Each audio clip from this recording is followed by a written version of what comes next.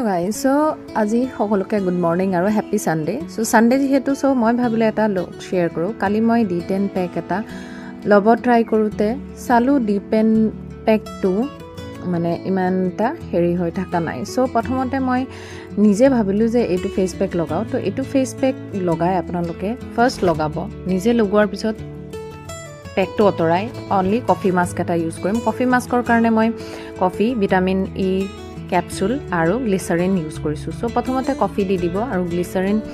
ই ক্যাপসুলটো দি দিব তাৰ পিছত এলোভেৰা জেল মই জবিজৰ এলোভেৰা জেলটো মানে হেৰি কৰিছো কাৰণ জবিজৰ এলোভেৰা অইলটো বেছি ভাল সো আপোনালোকে যদি বিচাৰে বেলেগ এলোভেৰা জেলো ল'ব পাৰে সো এতিয়া ভালকে মিক্স কৰি লওক দুইটা মিক্স কৰাৰ পিছত কিন্তু এনেকুৱাকে কৰিব লাগিব যাতে পেষ্টৰ নিচিনা হৈ যায় মানে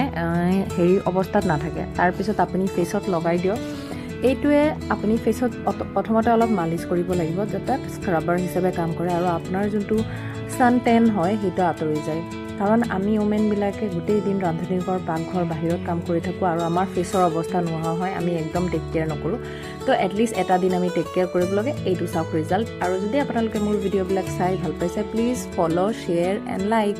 আৰু এনেকুৱা ভিডিঅ'বিলাক আগলৈ পাই থাকিবলৈ মোৰ ভিডিঅ'টো ফলো কৰি যাব আৰু অলৰেডি মই আপোনালোকক জনাইছো যে মই 30 ডেজ 30টা চ্যালেঞ্জ লৈছো এইটো এটা 3 নম্বৰ চ্যালেঞ্জ আগৰ ভিডিঅ' কিটা যদি চোৱা নাই আপোনালোকে চাই ল'ব বাই বাই